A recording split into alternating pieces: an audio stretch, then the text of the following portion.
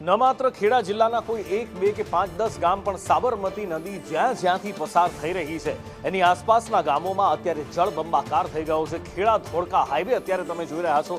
Kheda Dholka highway પર પણ ઘૂંટણ પાણી ભરાઈ ગયા છે। કરુણેશ સ્થળ પરથી મારી સાથે લાઈવ જોડાયા છે। જી કરુણેશ।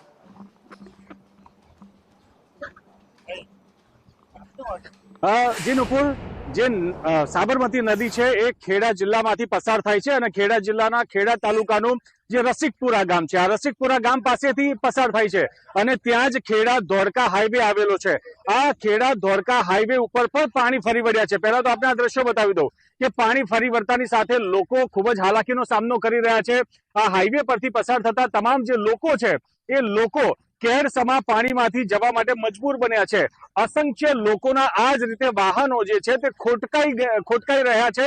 લોકો પરેશાનીનો સામનો કરી રહ્યા છે અને અત્યારે આ તમામ જે પરિસ્થિતિ છે આપ જોઈ રહ્યા છો પરિસ્થિતિ કે હાઈવે ઉપરથી કેરસમા પાણી અત્યારે અહીંયાથી પસાર થઈ રહ્યા છે અને જ્યારે સ્થાનિકોને પૂછવામાં આવ્યું તો સ્થાનિકોએ કહ્યું કે આ પહેલીવાર આ પ્રકારની પરિસ્થિતિ સર્જાઈ છે। સીધા તેમની સાથે વાત કરીએ। શું નામ આપનું અને ક્યાં રહેવાનું? અજયસિંહ સિસોદિયા, હું રઢુનો રહેવાસી છું। અત્યારે હાલ કેવી પરિસ્થિતિ છે, કેટલા સમયથી?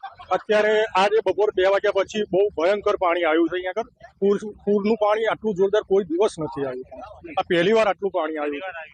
આ પાણી આવવાના કારણે અત્યારે આ જગ્યા ઉપર કેવી પરિસ્થિતિ જોવા મળે? અહીંયા આગળ અત્યારે કેડસમાના પાણી ભરાયા છે, હાઈવે ઉપર ચક્કાજામ થઈ ગયો છે અને ઘણા બધા લોકો મુશ્કેલીઓ અનુભવે છે।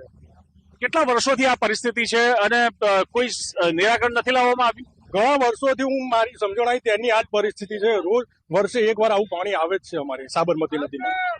તમારી માંગ શું છે, ઈચ્છા શું? તંત્ર અમારી ઉપર ધ્યાન આપે, શું ખેડૂતો ઉપર, કારણ કે પાક બધા નુકસાન થઈ ગયા। અત્યારે અમારી ખેડા જિલ્લો એટલે ડાંગરના પાકનો એક વિસ્તાર કહેવાય। અત્યારે ડાંગરના પાકને અમારે ઘણું બધું નુકસાન થયું।